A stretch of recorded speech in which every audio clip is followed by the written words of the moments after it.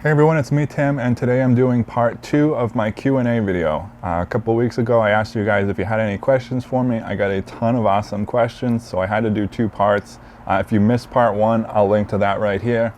This is part 2 of the rest of your questions, and before I jump into the questions, I told you in the last video that I would be announcing the official launch date. I don't know as I'm filming this, but I will put it right here. This is the official launch date, and as I said in the previous video, you have 2 weeks to sign up and save $20 off of the course. So I'm really stoked about this course. I think you guys are going to love it.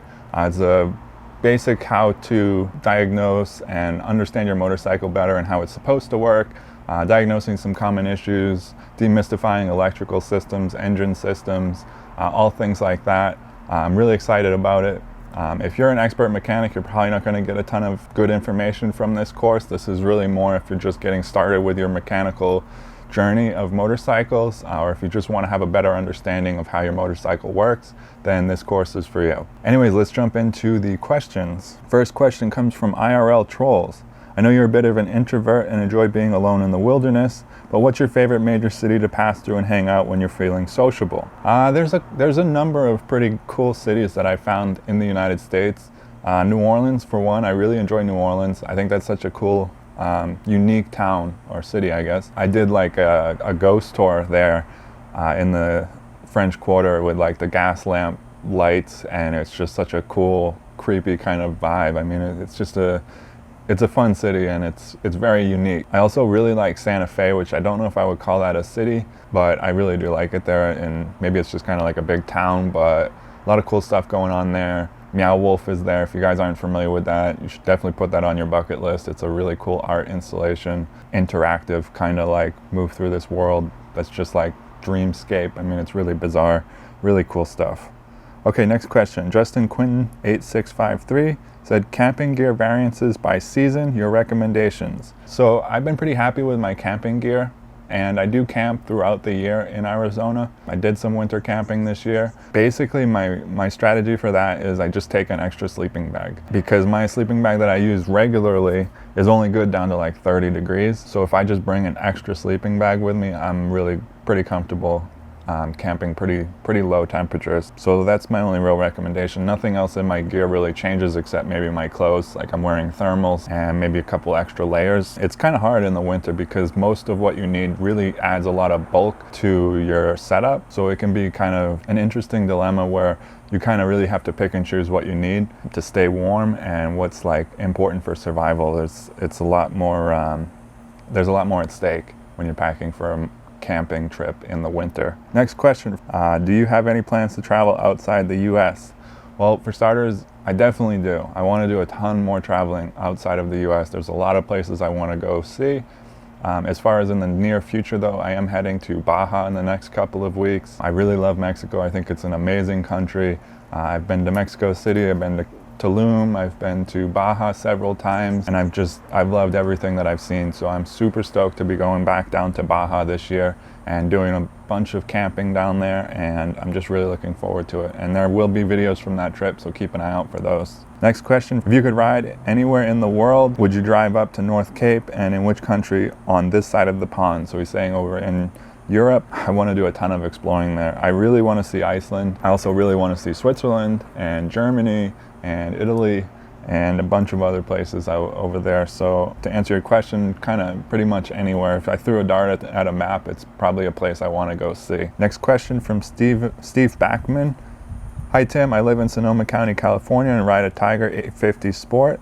Great bike. What would be your favorite 1 to 2 weeks ride out west? Do you enjoy road or dirt better? Dispersed camping or paid camping? Sometimes for me, dispersed camping feels unsafe. What do you do with poop in the wild? So let's see, to answer this question, do I enjoy dirt or road better? The thing with going on dirt is that you can get to more remote places, but I do really enjoy twisties on the pavement. Probably I enjoy on-road more than off-road. I really like the really slow technical stuff off-road. I'm not a huge fan of just like hauling ass down a dirt road. I like to be very methodical and slow and kind of move across, boulders and stuff, river crossings, that kind of stuff really I enjoy. Favorite 1 to 2 weeks ride out west, I would say Yellowstone, Yosemite, Glacier National Park, and Olympic National Park, and maybe Death Valley.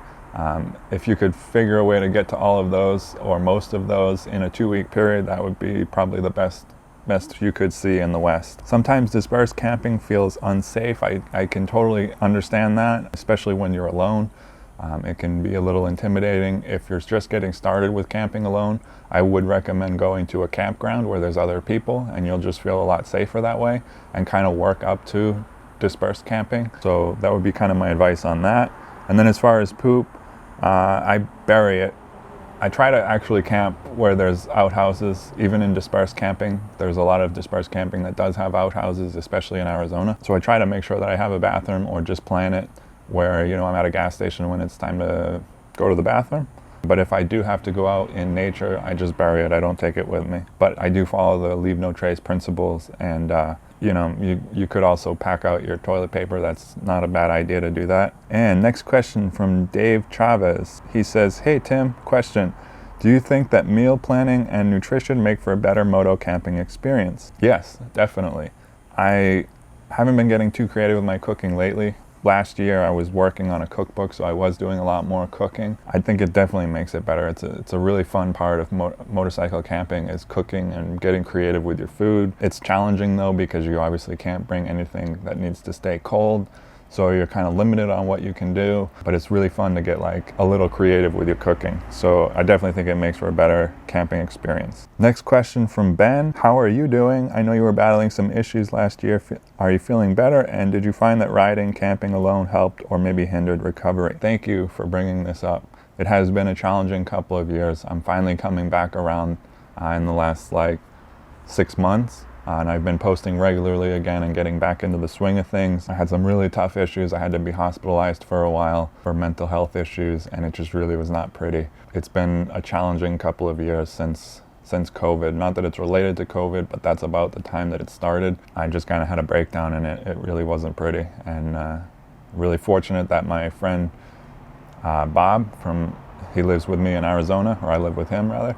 Really grateful that he was around and I was able to get off the road and take the time I needed to heal up and get better mentally. As far as camping, sometimes I do have issues camping alone because, being alone with myself in the last couple of years has been a little bit of a challenge. I kind of need to stay distracted to keep my mind off of negative things.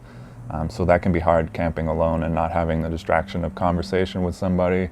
But what I do to fix that is I download a bunch of movies on my phone from Netflix, and then I can watch movies while I'm out camping, sit around the fire and maybe watch some TV shows or something. So anyways, I'm doing much better now. Happy to say that I've come a real long way in the last 2 years. So thank you for asking about that. I appreciate it. Next question from Viper777. "How often do you meet with fans along your travels? Have you ever been noticed in public unexpectedly?" A couple of years ago, when I was really doing a lot more traveling, when I was doing my national parks trip, I was meeting with people at least once or twice a week, staying with people and having dinner with people or lunch or whatever worked out. I really enjoyed that part of traveling in the United States. A lot of friends. I've made a lot of friends in the last couple of years traveling around here, and a lot of really incredible people watch my channel. So I'm very fortunate in that way. You guys are awesome. Yeah, I've enjoyed meeting everyone that I've met. So if I've stayed at your house or if we've met for lunch or dinner, I really super appreciate it. And I thoroughly enjoyed it and did not take it for granted. And as far as being noticed in public unexpectedly, yes, that does happen kind of frequently. I think it's because the places I go to are very motorcycle friendly, like national parks and stuff. Like everybody wants to go ride a national park. So if I'm in a park, there's a good chance somebody that's seen me on the internet is going to be there too. And I'm always flattered when people come up and say hi to me and tell me that they watch my channel or whatever. It's really cool, and I appreciate that happens. Hasn't happened a lot lately because I've been kind of not traveling as much and working on my online course and everything, but it does happen. And Mr. Generic Head says, "Do you miss your GS?" Yeah, sometimes I kind of do miss it. I absolutely love the Triumph Tiger 850. I'm really, really happy with that bike. Sometimes I do miss the BMW though. I just had such a relationship with that bike, 150,000 miles all over the place, That was not like commuting miles, that was traveling and adventure miles, you know. So yeah, sometimes I do miss the relationship I had with that bike, but I'm super happy with the 850. So anyways, those are all the questions from the Q&A. I hope you guys enjoyed this video. Again, don't forget to check out my online course called The Fundamentals of Motorcycle Mechanics. Anyways, thanks for watching this video, and I'll talk to you guys real soon. Ride safe.